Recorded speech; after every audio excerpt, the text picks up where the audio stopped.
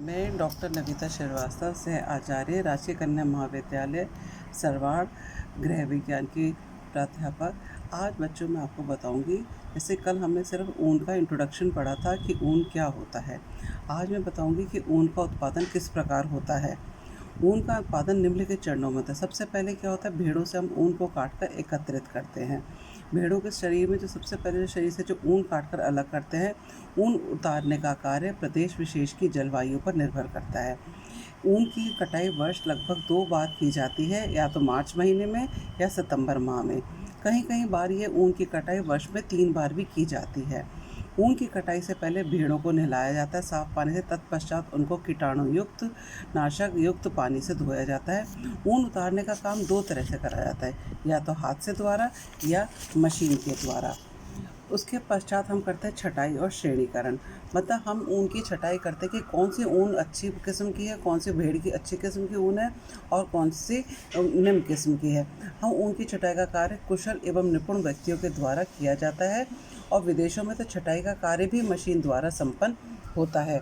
परंतु भारतीय कारीगर अपनी उंगलियों और आँखों के अनुभव के कारण वो उसको देखकर पहचान जाते हैं कि कौन सी किस्म अच्छी होती है। ऊन की किस्म उनकी लंबाई, बारीकी, प्रत्यास्था, मजबूती, सूक्ष्मता एवं कोमलता के आधार पर हम विभिन्न श्रेणियों में उनको छांटकर अलग करते हैं। लंबे जो सूक्ष्म ऊन होते हैं वो वस्टेड कपड़ों के काम आते हैं। अब मैं आपको ये बताना चाहती हूँ, वस्टेड और ऊनी वस्त्र। वस्टेड वो होते हैं जिनसे कि सूटिंग शर्टिंग्स होते हैं, जैसे हम कोट बनाते हैं, वो होते हैं वस्टेड कपड़े। और ऊनी वस्त्र होते हैं जिनसे हम स्वेटर आदि बना लिए जाते हैं। फिर उनके बाद हम उसकी सफाई और धुलाई करते हैं। जो भी हमें रेशा प्राप्त होता है ऊन के भेड़ के ऊनों से, हम उसकी सफाई और धुलाई करते हैं। ऊन के रेशों में जब पसीने होते हैं, चिकनाई होती है, धूल होती है, गंदगी होती है, उन सबको जो भी उपस्थित है उनको आवश्यक रूप से हम सफाई करते हैं। या तो हम साबुन के घोल के द्वारा करते हैं, वाष्पित घोलक द्वारा या कार्बोनाइजिंग के द्वारा। इन सबको हम करते हैं क्या कहते हैं सफाई।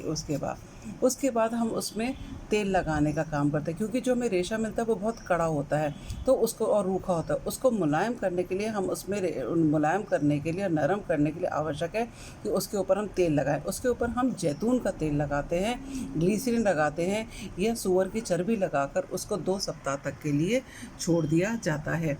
इससे रेशे नरम और चिकने रहते हैं।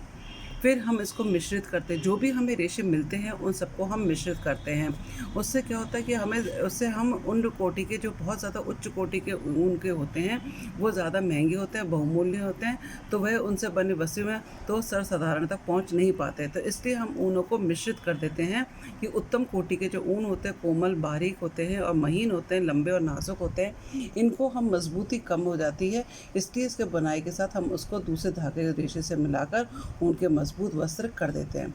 फिर इनकी धुनाई करते हैं। रेशों की धुनाई में ये निश्चित कर लेते हैं किस प्रकार के वस्त्र बनाने हैं, या तो ऊनी बनाने हैं या वस्टेड बनाने हैं। ऊनी वस्त्र बनाने के लिए इनके जिन रोलरों में से निकाला जाता है उनमें दांत लगे हुए होते हैं। इससे रेशे फंसकर खिंचकर निकाला जाता है तथा धूल, कण, गंदगी और भारी वस्तु स्वयं ही दूर हो जाती है, और रेशे आंशिक रूप से समांतर भी हो जाते हैं। अगर हम वस्टेड वस्त्र बनाना चाहते हैं, जैसे कि हम कोट वगैरह आदि बनाना चाहते हैं, तो रेशों की विशेष प्रकार से धुनाई की जाती है ताकि रेशे पूर्णतः समांतर व चिकने हो जाएं, क्योंकि उन पर अधिक ऐंठन देनी पड़ती है। ऐंठन देने से क्या होता है, कपड़े में मजबूताई आ जाती है। फिर हम इसको कंघी करते हैं। कंघी करने की प्रक्रिया भी उन्हीं रेशों पर की जाती है जिनसे वस्टेड बनाने होते हैं। इस दौरान लंबे और रेशे जो बड़े रेशे हैं वो समांतर रूप से हो जाते हैं, और जो कम लंबाई के रेशे होते हैं वो छटकर अलग हो जाते हैं। धूल, कण, वनस्पति शुद्धि में अन्य फंसी गंदगी दूर हो जाती है। इसके पश्चात इनकी पोनियाँ बनाई जाती हैं।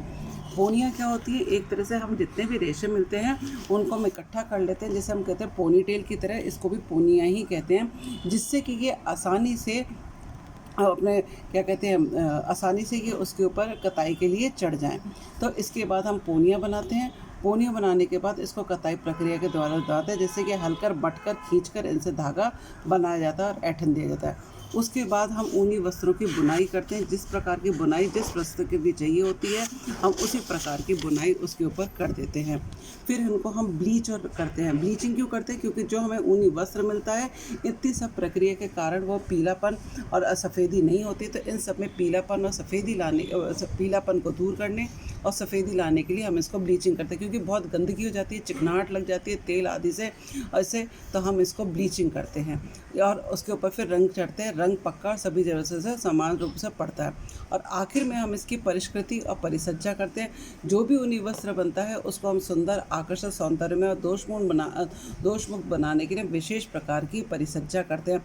जैसे कई रेशों में कांठों को काटा जाता है, सतह को चिकना बनाने के लिए भाप देना, झुलसाना जैसी प्रक्रिया, वस्त्र को शिकन प्रतिरोधी बनाने के लिए रेशों पर उपस्थित शल्कों को हटाने की प्रक्रिया की जाती है। इस प्रकार हम इससे जो भी वस्त्र बनता है वो हमको बिल्कुल अच्छा मिलता है और उसमें चमकदार और चिकनाहट रहती है। और इस प्रक्रिया के द्वारा जितने भी वस्त्र होते हैं वो अपनी ओरिजिनलिटी लेके आ जाते हैं।